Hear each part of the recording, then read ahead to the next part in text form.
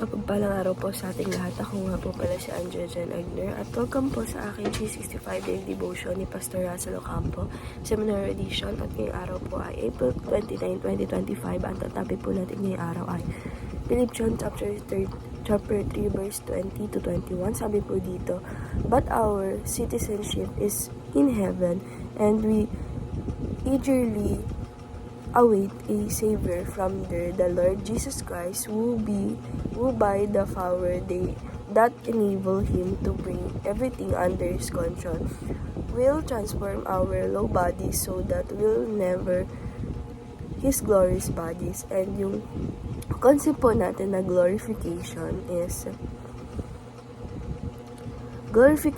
the final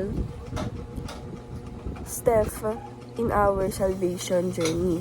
When Jesus returns, He will raise their bodies of all believers who believe died and transform those who are still alive.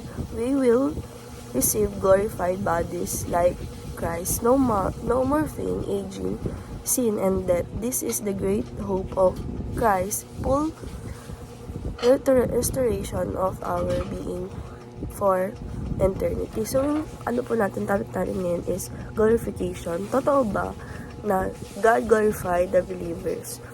And yung teaching number 1 po natin, glorification begins at the resurrection.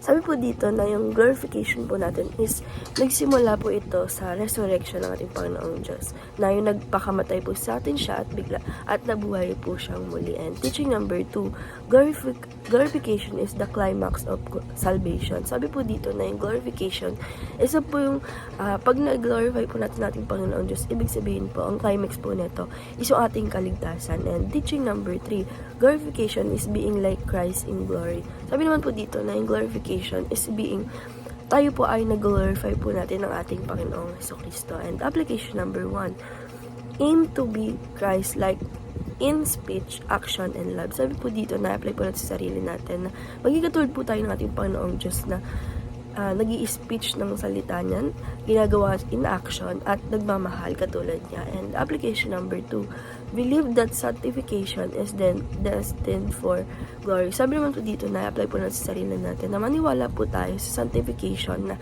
ito po ay nakadestined para po i-glory natin ang ating Panginoong Diyos. And application number 3, commit to speed quality like with God daily. Sabi naman po dito, na-apply po natin sa sarili natin na magkaroon po tayo ng commitment sa ating Panginoong Diyos at mag-spend po tayo ng oras natin araw-araw sa ating Panginoong Diyos para mag-glorify po natin siya.